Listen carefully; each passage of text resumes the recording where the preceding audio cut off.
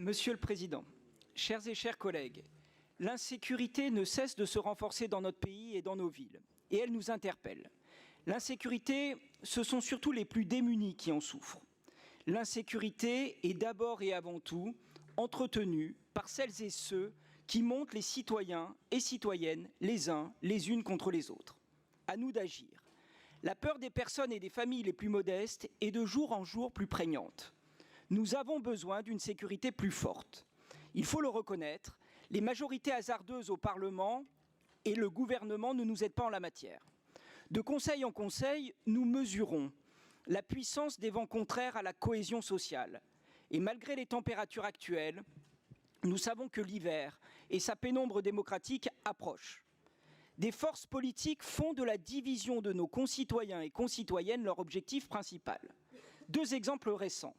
Mercredi et jeudi, dans le pays, et notamment dans notre métropole, une mise en scène a été organisée, pilotée par le ministre de l'Intérieur au nom d'une tolérance zéro.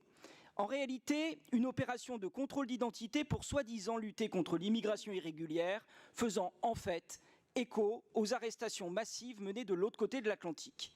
Dès jeudi, le syndicat des avocats de France, le syndicat de la magistrature ont déposé un recours en urgence devant le Conseil d'État pour suspendre cette opération. La plupart des associations œuvrant à l'intégration se sont émues, mais un climat de terreur a traversé nos villes. Une étape est franchie.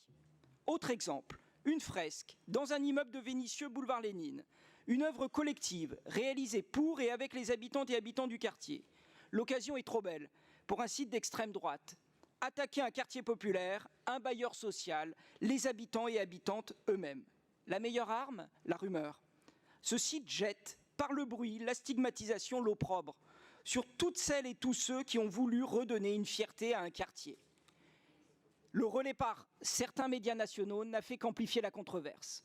Nous pourrions estimer que ces deux événements ne sont que des faits divers. Il n'en est rien. Ils sont révélateurs des obstacles qui sont dressés face à nous pour nous empêcher d'agir. Il y a tant à faire pour répondre aux urgences sociales, écologiques, démocratiques. Pendant ce temps, certains, certaines préfèrent alimenter des polémiques, entretenir la division, entretenir la peur. Notre volonté collective, au sein de notre majorité, et ce Conseil en témoigne, marque notre souhait de nous inscrire dans un temps long, de fixer un cap en respectant les spécificités de notre territoire. Ce sont bien les conditions de la sécurité.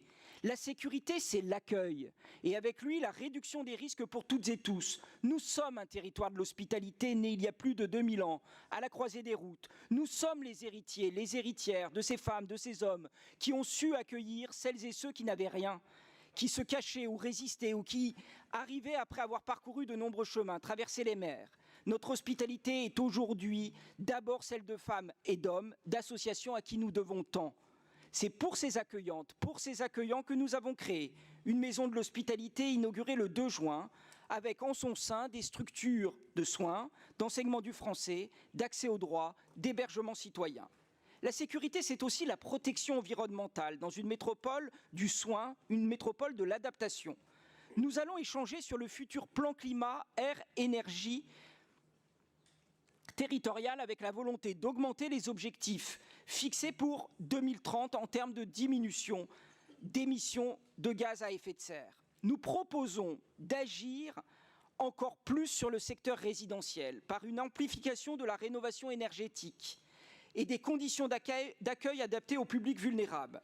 Nous sommes loin de la suppression des zones à faible émission votée par la droite et l'extrême droite mardi dernier à l'Assemblée nationale, un populisme territorial qui ne propose aucune alternative et n'hésite pas à instrumentaliser les classes populaires.